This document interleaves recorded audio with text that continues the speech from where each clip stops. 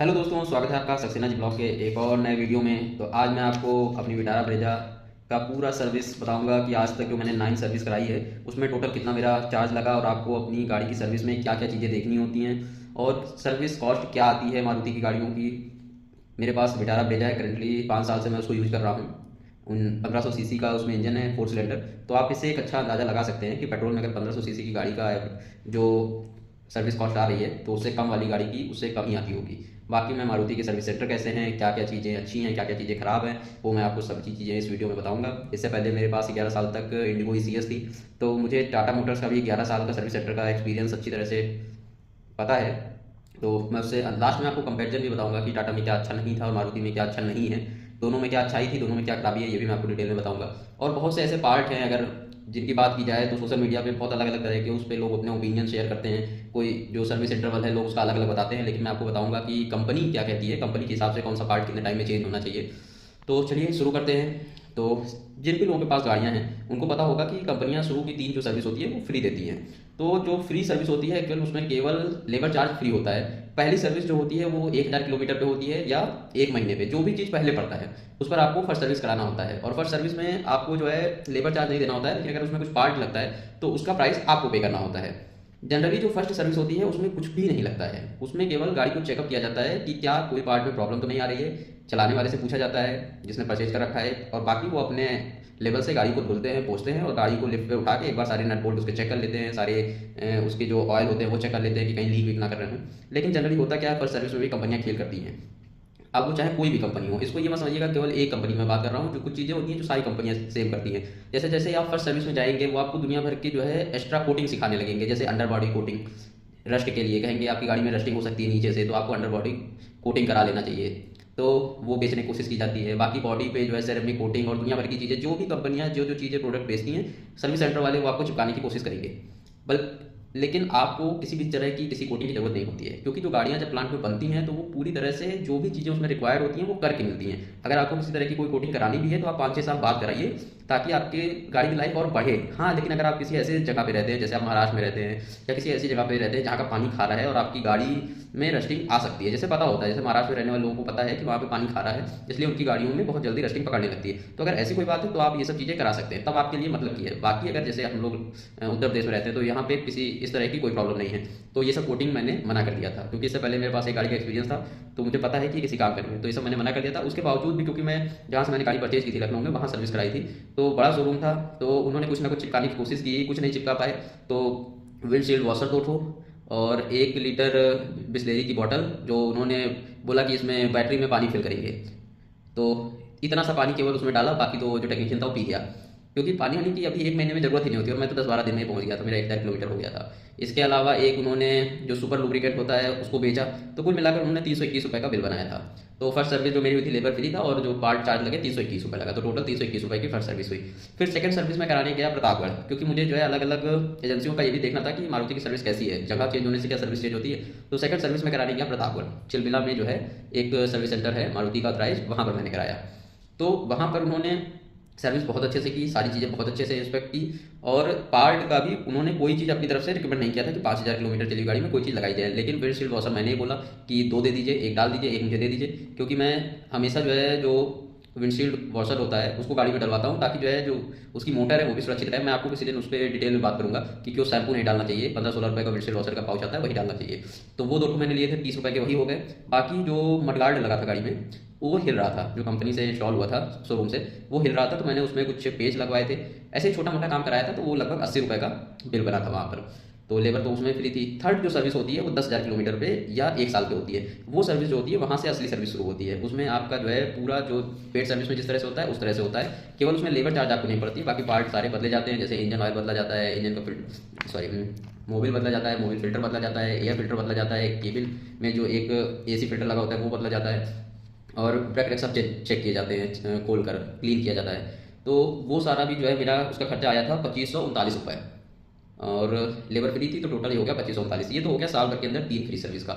इसी तरह से आप लोगों के पास भी अगर किसी और कंपनी की गाड़ी है तो 3 सर्विस तो फ्री होती है, लेबर फ्री होगा। बाकी जो पार्ट होते हैं, मेन पार्ट जो होता है वो इंजन ऑयल भी होता है, जिसको मोबिल बोलते हैं। अब जैसे विटारा ब्रेजा में 3.5 लीटर पड़ता है, उससे भी कुछ ml कम ही पड़ता है, 3.4 के आसपास पड़ता है, और तो बिलिंग भी वो लोग 3.4 की ही करते हैं। ऐसा नहीं कि 3.5 की करते हैं। और जो फ़िल्टर है इनका वो भी बहुत सस्ता ही है। बाकी जो चैम्बर नट है वो भी बहुत ज़्यादा महंगा नहीं है। जो केबिन फ़िल्टर है वो दो तरह का होता है मारुति में। उसमें एक होता है नेक्सा वाला, वो करीबन 600 कुछ रुपए का होता है, और एक नॉर्मल जो पैकेजिंग में आता है वो आपको 300 रुपये के आसपास मिलता है। तो पहली बार जो मैं गया था तो मुझे पता नहीं था, तो एक बार तो मेरे में नेक्सा का लग गया था 600 रुपये वाला। उसके बाद से मैं हमेशा वही 300 वाला लगवाता हूँ, क्योंकि वही सही है, चीज़ वही है। 10,000 किलोमीटर अगर प्रॉपर सर्विस हो रही है तो किसी और एक्स्ट्रा चीज़ की जरूरत नहीं होती है। फिर फोर्थ सर्विस मैंने जो है कराई एक दूसरी एजेंसी पे, सुल्तानपुर में ही। थर्ड सर्विस दूसरी एजेंसी पे सुल्तानपुर में कराई, फोर्थ सर्विस दूसरी एजेंसी पे कराई। तो उन्होंने लेबर चार्ज लगाया 1923 रुपये। और इसके अलावा वो बहुत सी आलतू फालतू चीज़ें जोड़ रहे थे कि इंजेक्टर क्लीन करा लीजिए, ये करा लीजिए, वो करा लीजिए। कुल मिलाकर वो 9,500 का बिल बना रहे थे। फिर मैंने यूजर मैनुअल खोला, जो हर कंपनी अपने यूजर्स को देती है गाड़ी के साथ में। उसके बाद मैंने बोला इसमें जितनी चीज़ें मैं केवल वही कराऊंगा। तो उसके बाद जब वो समझ गया कि ये नहीं कराएंगे, इनको मैं नहीं भेज पाऊंगा फालतू चीज़ें, तो जो जो मैं बोलता गया वो चीज़ें वो काटता गया। तो फोर्थ सर्विस मेरी हुई जाकर 4,609 रुपये की, जिसमें 1923 रुपये लेबर चार्ज था और 2,686 रुपये पार्ट का चार्ज था। अब इसमें जो मोबिल पड़ा मेरी गाड़ी में, उसका मैं ग्रेड इनसे पूछता रहा, तो इन्होंने कहा मारुति से 28 जो ग्रेड है वही होगा, लेकिन इन्होंने ये नहीं बताया कि कौन से ग्रेड का है। बाकी ऐसे ही छोटी छोटी चीज़ें थी जो इस पर मुझे इनसे अच्छा नहीं लगा, क्योंकि चीज़ें ट्रांसपेरेंट होनी चाहिए। और मैं अपनी गाड़ी में फुली सिंथेटिक इंजन ऑयल डलाना पसंद करता हूँ, और ये जो मैं प्राइस बता रहा हूँ ये फुली सिंथेटिक इंजन ऑयल के ही हैं। उसके बाद फिफ्थ सर्विस मैंने कराई, फिर से जहाँ मैंने थर्ड सर्विस कराई थी सुल्तानपुर में ही, उस सर्विस सेंटर पे मैंने फिफ्थ सर्विस कराई। तो वहाँ पर मुझे लेबर पड़ा 1,392 रुपये का, और जो पार्ट पड़े वो 2,956 रुपये के पड़े। ये 30,000 किलोमीटर वाली सर्विस थी। इसमें मैंने कूलेंट चेंज कराया था, तो 2 लीटर कूलेंट हो गया, तो इस वजह से 2,956 रुपये का हो गया। वैसे कंपनी ये बोलती है कि हर 20,000 किलोमीटर पे कूलेंट चेंज होना चाहिए, और 40,000 किलोमीटर पे आपके स्पार्क प्लग चेंज होने चाहिए। और जो एयर फिल्टर है वो कंडीशन के हिसाब से चेंज होता है। तो क्योंकि हम लोग ऐसे एरिया में रहते हैं जहाँ पर डस्ट ज़्यादा होती है, तो एयर फिल्टर हमेशा गंदा ही निकलता है 10,000 किलोमीटर पे, तो उसको चेंज करा लेते हैं, तो वो ज़्यादा अच्छा रहता है। एयर फिल्टर अगर आपका क्लीन है तो आपका एवरेज अपने आप ही अच्छा होता है, क्योंकि गाड़ी को फ्यूल बर्न करने के लिए फ्यूल के साथ साथ एयर की भी जरूरत होती है, एयर इनटेक भी करता है वो। और जितना आपका एयर फिल्टर गंदा होगा उतना सही से कम आपके पास इंजन में एयर पहुंचेगी और गाड़ी में फ्यूल बर्न होगा और एनर्जी निकलेगी, तो आपका एवरेज अपने आप ही थोड़ा डाउन हो जाएगा। एयर फिल्टर के जस्ट ऊपर आपका एयर मास फ्लो सेंसर लगा होता है, जो अपनी ज़रूरत के हिसाब से एयर को खींचता है और इंजन तक पहुंचाता है। जब आपका एयर फिल्टर गंदा होगा तो उसको भी प्रॉब्लम होगी और आपकी गाड़ी पे भी दिक्कत आएगी। धीरे धीरे आपका एयर मास फ्लो सेंसर भी खराब हो सकता है, और अगर वो खराब हो गया तो वो बहुत ही कॉस्टली होता है। इसके अलावा जो सिक्स सर्विस थी मैंने सेम ही एजेंसी पे कराई थी सुल्तानपुर में। तो सिक्स सर्विस जो होती है 40,000 किलोमीटर वाली, वो मेजर सर्विस होती है। ठीक है, मारुति में 40, 80, 120 मतलब 40-40 हज़ार के डिफरेंस पे मेजर सर्विस होती है। तो मेजर सर्विस की कॉस्टिंग ज़्यादा हो जाती है, क्योंकि उसमें सारे पार्ट लगभग चेंज होते हैं। जैसे कि स्पार्क प्लग हो गए, 4 स्पार्क प्लग लगे होते हैं, तो उसी की कॉस्टिंग हो गई। उसके बाद ब्रेक फ्यूल जो होता है उसको चेंज किया जाता है, और कूलेंट मैंने उससे पहले वाले में चेंज करा लिया था, तो कूलेंट नहीं चेंज हुआ, वरना 40,000 में कूलेंट भी चेंज होता है, 20,000 पे चेंज होता है, फिर 40,000 पे चेंज होता है। लेकिन मैंने पहले करा लिया था तो नहीं चेंज हुआ। इसके अलावा मेरे ब्रेक शू घिस गए थे, तो मैंने ब्रेक शू चेंज करवाए पीछे वाले दोनों। तो कुल मिलाकर जो है मेरा 7,104 रुपये का पार्ट आया था और 1,649 रुपये का लेबर आया था, क्योंकि अलाइनमेंट भी थी। मारुति में लगभग जो है आप ये मान के चलिए 1,425 रुपये प्रॉपर सर्विस चार्ज है। 400 रुपये व्हील अलाइनमेंट के लेते हैं, ब्रेक क्लीनिंग के और जो ब्रेक कैलिपर में ग्रीसिंग होती है उसके 300 रुपये अलग से लिए जाते हैं। लेकिन मैंने आज तक किसी सर्विस सेंटर पे ये पे नहीं किया है। ये लगभग वो लोग फ्री कर देते हैं, बस ग्रीस के पैसे लेते हैं, क्योंकि ब्रेक कैलिपर में जो ग्रीस लगती है वो अलग पाउच में आती है, तो 2 पाउच के पैसे वो लोग लेते हैं 350-400 रुपये के करीब। उसमें MRP इतनी होती है। बाकी जो उसके करने के 300 रुपये होते हैं वो मैंने आज तक किसी को पे नहीं किया है। तो मुझे लगता है कि जनरली कोई नहीं लेता होगा, केवल एक पिन निकाल कर उसके ऊपर ग्रीस लगा के उसको अंदर ढकेल देना होता है, उसके 300 रुपये मारुति अलग से चार्ज करता है। लेकिन ठीक है, ये तो आपके बिल में चढ़ के आता है, तो इसकी कोई दिक्कत नहीं है, लेकिन मुझे नहीं देने पड़े हैं। तो जो सिक्स सर्विस थी मेरी 40,000 वाली, वो 8,753 रुपये की हुई थी, क्योंकि इतनी चीज़ें चेंज हुई थी, तो मानी सी बात है इतना आएगा बिल। फिर सेवन सर्विस जो थी मेरी, 50,000 किलोमीटर की थी, तो उसमें भी 1,637 रुपये जो है लेबर चार्ज आई थी, और 2,658 रुपये का पार्ट था, तो 4,295 रुपये ये हुई थी। अब आप लोग सोच रहे होंगे कि अगर 1,425 रुपये नॉर्मल मारुति की सर्विस कॉस्ट होती है और 400 रुपये का व्हील अलाइनमेंट होता है, तो मेरे ये सर्विस सेंटर के जो चार्जेस आ रहे हैं लेबर वाले 1,637, 1,649 इस तरह के क्यों आ रहे हैं। मैं आपको चार्ट दिखाता हूँ, ये देखिए। कैमरा रोटेट नहीं हो सकता है, वरना मैंने तो पूरा चार्ट बना रखा था। तो ये इस वजह से भी है क्योंकि जो मारुति में ऑफर्स आते हैं वो जनरली जून जुलाई में आते हैं। तो जून जुलाई में उनके लेबर पे, अलाइनमेंट पे दुनिया भर के ऑफर होते हैं। तो अक्सर जब आप एक ही सर्विस सेंटर विजिट करने लगते हैं, तो जब उनके पास कोई ऑफर आता है तो आपको भी इन्फॉर्म कर देते हैं। जैसे ये सर्विस सेंटर है, तो जब इस पर कोई ऑफर मारुति की तरफ से आता है तो मुझे इन्फॉर्म कर देते हैं। मैं कोशिश ये करता हूँ कि जनरली उसी टाइम पे सर्विस कराई जाए जिस टाइम पे कोई ऑफर आ रखा हो। तो जैसे अब इस बार जो मैंने सर्विस कराई है, 9th सर्विस मैंने जो कराई, उसमें मुझे लेबर केवल 1,430 रुपये देना पड़ा, जबकि लेबर बना था टोटल 2,125 रुपये। लेकिन क्योंकि मारुति की तरफ से ऑफ चल रहा था और 300 रुपये मैं देता ही नहीं हूँ तो मैंने उसका नहीं दिया। ये नहीं है कि यूट्यूब की वजह से ऐसे ही शुरू से जो है 300 रुपये वो ब्रेक क्लीनिंग के मैं नहीं दे रहा हूँ, तो लगातार चला आ रहा है। बाकी जो है 1430 रुपये जो है मुझे सर्विस चार्ज देना पड़ा और 5058 रुपये का इस बार मेरी गाड़ी में पार्ट पड़ा। और 5058 का इसलिए हुआ क्योंकि मैंने कूलेंट चेंज करवाया, ब्रेक ऑयल चेंज करवाया। क्योंकि देखिए अब गाड़ी मेरी 10,000 किलोमीटर नहीं चलती है, अब वो खड़ी रहती है। खड़ी गाड़ी ज़्यादा जो है नुकसान करती है चलती हुई गाड़ी से। जैसे अगर गाड़ी आपकी चल रही है 10,000 किलोमीटर तो आपकी गाड़ी में नुकसान कम होता है, लेकिन अगर वही गाड़ी खड़ी हुई है तो भी जो है ऐसा बहुत से लोगों का मानना होता है कि गाड़ी चली ही नहीं 10,000 किलोमीटर तो सर्विस क्यों कराएं। क्योंकि जो फ्लूइड होता है, जो भी इंजन ऑयल जैसे या कूलेंट है, तो ये अपने आप इनकी लाइफ तो सेल्फ लाइफ तो खराब ही हो रही है। पेट्रोल तक की सेल्फ लाइफ होती है कि 3 महीने में पेट्रोल खराब होना शुरू हो जाता है। तो ऐसा नहीं है कि अगर हम यूज़ नहीं कर रहे हैं तो वो चीज़ खराब नहीं हो रही है। बाकी जैसे 5-6 हज़ार किलोमीटर मेरी गाड़ी चली उस सर्विस से इस सर्विस के बीच में, लेकिन अब 5-6 हज़ार किलोमीटर चली और एसी चलाकर कम से कम कुछ नहीं तो 15 से 16 घंटे बैठे रहे, गाड़ी मूव नहीं कर रही, लेकिन गाड़ी का इंजन तो चल ही रहा है, गाड़ी स्टार्ट है, एसी चला है, तो चीज़ें खराब होती हैं। अगर आप डिटेल में चेक करेंगे तो आपको समझ में आएगा कि मोबिल भी खराब होता है, कूलर भी खराब हो रहा है, ब्रेक ऑयल भी जो है खराब हो रही है। क्योंकि उसमें एक स्टेट होता है कि अगर ज़्यादा गर्मी पड़ रही है तब वो कैसा हो जाएगा, ठंडक पड़ रही है तो कैसा हो जाएगा। तो ये सब चीज़ें अपनी सुरक्षा के लिए और गाड़ी को अच्छा मेंटेन करने के लिए चेंज करा लेना चाहिए टाइमली। और इसके अलावा मेरी गाड़ी में चूहों ने जो है काफ़ी काम किया था साल भर के अंदर। उन्होंने जो वाइपर होता है, वाइपर के नीचे जो ब्लैक कलर का लगा होता है उसको क्या बोलते हैं, कॉइल टॉप को, दोनों कॉइल टॉप को मेरे काट दिया था चूहों ने। तो करीबन 1500-1600 रुपये का तो कॉइल टॉप ही नया पड़ा हुआ है और 300 रुपये उसकी लगवाई, तो 5058 में वो भी ऐड है। और इस बार का मेरा 9th सर्विस जो 70,000 वाली थी वो टोटल पड़ी 6,488 रुपये की डिस्काउंट के बाद। इस तरह से अगर देखा जाए तो 5 साल के अंदर जो मैंने सर्विस कराई गाड़ी की, तो लेबर में कुल मैंने 9,511 रुपये खर्च किए हैं और पार्ट के उसमें मैंने 26,222 रुपये खर्च किए हैं। उसमें अगर एक नॉर्मल जैसे आप सर्विस कराते हैं तो हो सकता है आप कुछ चीज़ें बचा सकते हैं। जैसे कूलेंट, बहुत से लोग बोलते हैं कि अगर सही चल रहा है तो रिफिल कर दो, लेकिन मैं ये चीज़ नहीं बोलता हूँ। मैं 20,000 किलोमीटर पर कूलेंट को चेंज कराना पसंद करता हूँ, क्योंकि कभी कभी मैं थोड़ा सा स्पीड में चलता हूँ। जब आप गाड़ी स्पीड में चलती है, अब कितनी स्पीड में ये नहीं बताऊंगा, लेकिन कभी कभी जब आप 100 को क्रॉस कर जाते हैं और थोड़ा सा और पॉइंट ऊपर लेके जाइए, जब गाड़ी उसके ऊपर चल जाती है तो इंजन के ऊपर बहुत प्रेशर आता है। तो इंजन थोड़ा सा गर्मी के टाइम पे खासकर इंजन हीट करने का चांस रहता है, जो उसका टेम्परेचर होता है बहुत तेज़ी से बढ़ता है। तो अगर कूलेंट सही होता है तो गाड़ी की कूलिंग सिस्टम सही से काम करती है तो आप थोड़ी दूर जो है अच्छे से स्पीड में चल सकते हैं। और अगर आपका कूलेंट सही नहीं है, कूलिंग नहीं गाड़ी में सही हो रही है, तो आपकी गाड़ी में ओवर हीटिंग की प्रॉब्लम आने लगेगी। बाकी आप लोग समझदार हैं, आप समझ सकते हैं कि लगभग कितनी स्पीड पे ये सब प्रॉब्लम आती होगी। तो इसलिए मैं ये सब चीज़ें बहुत सही रखना चाहता हूँ कि बिल्कुल प्रॉपर रहेगी तो चलाने में मज़ा आता है। कभी कभी तो इंसान फन टू ड्राइव के मूड में होता है तो वो थोड़ा सा गाड़ी को पुश करता है, चेक करता है कि गाड़ी मेरी कितनी अच्छी से काम कर रही है। तो ये सब चीज़ों में मैं बहुत ध्यान देता हूँ कि इस तरह की प्रॉब्लम ना आने पाए, क्योंकि मुझे अपनी हैबिट पता है और मैं गाड़ी की टेक्निक समझता हूँ कि गाड़ी को कब कैसे क्या होगा। तो इसलिए दोनों को मेंटेन रखना बहुत ज़रूरी होता है।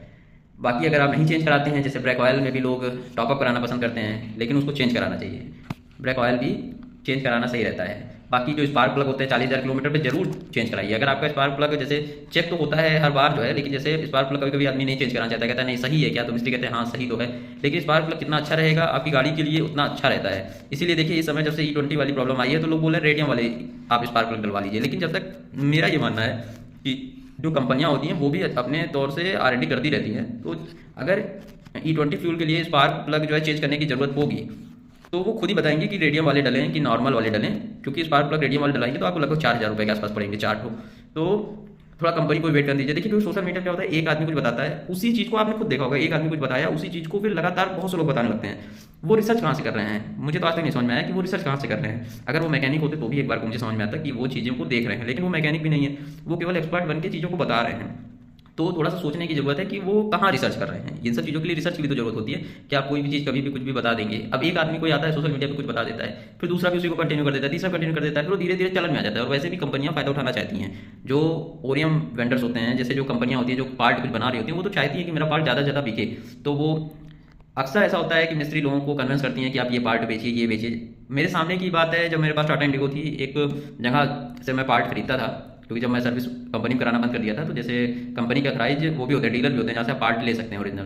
तो जो मिस्त्री मेरे साथ गया था उससे वो कहने लगा कि इंजेक्टर क्लीनर डाल दो इनकी गाड़ी में, ये डाल दो वो डाल दो। तो वो मुझे बताने लगा कि ये कह रहे थे ऐसा ऐसा। तो उन्होंने कहा उससे आपको क्या फ़ायदा होता है, तो बोले नहीं मुझे फ़ायदा होता, जितना मैं वो चीज़ें लेता हूँ उनसे, उस पर वो मुझे कुछ ना कुछ कमीशन देते। तो ऐसा होता है कि जो है डीलर को मिल रहा होता है, डीलर मिस्त्री को देने लगता है, तो फिर ये कमीशन का खेल होता है। जैसे कभी कभी मोबाइल होता है, आप किसी मिस्त्री के पास, लोकल मिस्त्री के पास जाइए तो कहता है नहीं नहीं सर इसी कंपनी का मोबाइल डालिए, तो उसको मोबाइल से कोई मतलब नहीं होता है, उसके अंदर जो कूपन पड़ा होता है उससे मतलब होता है। उसको बता दिया जाता है कि इसके अंदर जो है 100 रुपये का कूपन तुम्हारे लिए निकलेगा, तो इसलिए वो सबको वही रिकमेंड करना शुरू कर देता है कि सर ये वाला मोबाइल अच्छा है। तो थोड़ा सा इस पर आप अपना भी दिमाग खर्च कीजिए कि कुछ जब चेंज करने की बारी आएगी तो जो है कंपनियां खुद जो है एक किट निकालेंगी कि जो है ये किट अगर आप चेंज कर लेते हैं तो आपकी गाड़ी की परफॉर्मेंस अच्छी बनी रहेगी। अभी फिलहाल के लिए इतना केवल किया जा सकता है E20 के इफेक्ट को कम करने के लिए कि गाड़ियों को प्रॉपर सर्विस कराइए, गाड़ियों को बहुत ज़्यादा दिनों तक खड़ी मत रखिए। अगर देखिए इथेनॉल में हमेशा से जो है जो मॉइस्चर होता है वो एब्जॉर्ब करने की क्षमता होती है, तो अगर आपकी गाड़ी बहुत टाइम तक खड़ी रहेगी तो जो पेट्रोल है और इथेनॉल है वो अलग अलग होना शुरू हो जाएगा, और अगर उसके अंदर कहीं उसको मॉइस्चर मिल गया तो वो जो है बहुत तेज़ी से रस्टिंग शुरू हो जाएगी। इससे अच्छा है कि गाड़ी को हर 5वें-6वें दिन चलाइए, और जितना हो सके कोशिश कीजिए कि अगर आपकी गाड़ी E20 कंप्लायंस नहीं है तो फ्यूल ऐसा डलाइए जिसमें इथेनॉल कम से कम हो। तो इसके लिए आप पावर पेट्रोल की तरफ जा सकते हैं, XP100 की तरफ जा सकते हैं। अब ये जरूरी नहीं है, बहुत से लोग बोलते हैं XP100 ही डलाओ, XP100 ही डलाओ। तो XP100 पूरी फुल टंकी डलाने की जरूरत नहीं है। जैसे अगर 40 लीटर की टंकी है आपकी गाड़ी की तो 20 लीटर XP100 डला लीजिए, 20 लीटर जो है XP95 डला लीजिए। तो 95 लगभग 112-113 रुपये का मिलेगा और XP100 166-167 रुपये का मिलेगा। तो वो जाके कहीं ना कहीं बैलेंस हो जाएगा। बाकी तो जो होगा वो होगा ही, लेकिन जैसे बीच में चल रहा था कि जो हम लोग पावर पेट्रोल डलाते हैं उसमें इथेनॉल नहीं है, फिर धीरे धीरे लोगों को समझ में आया कि 20% इथेनॉल उसमें भी होता है। केवल XP100 ही ऐसा पेट्रोल है जिसमें जो है 100% पेट्रोल है, इथेनॉल नहीं है। तो वो 167-168 रुपये का मिलता है और ज़्यादातर पेट्रोल पंप पे वो अवेलेबल भी नहीं है। तो जो है ही नहीं उसके लिए आप कुछ कर नहीं सकते हैं। बस ये है कि अगर आपको गाड़ी की जो है बहुत ज़्यादा नीड नहीं है और आप नई गाड़ी खरीदने को सोच रहे हैं तो अभी के लिए आप उसको पोस्टपोन कर दीजिए। जब तक फ्यूल पता नहीं चल जाता है पूरी तरह से तब तक के लिए तो इस चीज़ को अवॉइड करिए। और जो लोग CNG लगवाने को सोचे, मेरे पास बहुत क्वेश्चन आए इस चीज़ को लेके कि क्या हम लोग CNG लगवा लें। तो CNG लगवाने से क्या होगा, आपकी गाड़ी E10 कंप्लायंस है, उसमें फ्यूल तो आप कुछ ना कुछ रखेंगे ही ना। अगर आपने उसमें फ्यूल रखा और फ्यूल को यूज नहीं किया तो आपकी गाड़ी में ज़्यादा प्रॉब्लम आएगी। आपका जो फ्यूल पंप है वो जल्दी जो खराब हो जाएगा, रस्टिंग की समस्या अलग आएगी। कम से कम ऐसे आप उसको यूज कर रहे हैं तो वो सर्कुलेशन में तो है, ऐसा नहीं है कि वो पेट्रोल बहुत दिनों तक आपकी गाड़ी में पड़ा रह गया। तो अगर आप ये सोच रहे हैं कि पूरा फ्यूल खाली करा लेंगे, केवल CNG भरोसे चलेंगे, तो खाली में तो आपको और प्रॉब्लम आएगी। और ऐसा कोई कर ही नहीं सकता कि उसमें पेट्रोल बिल्कुल जीरो रखे और पेट्रोल पूरा CNG से चले। CNG में इतनी ज़्यादा भीड़ है, मैं तो अपने अगल बगल देखता हूँ सुल्तानपुर में ज़्यादातर जगह CNG मिलती नहीं है। एक दो जगह जहाँ CNG मिलती है इतनी ज़्यादा लंबी लाइन है कि करीबन 1-1 डेढ़ घंटा CNG भरवाने में लग जाता है। इतना पेशेंस हो आपके पास तो आप सोचिए।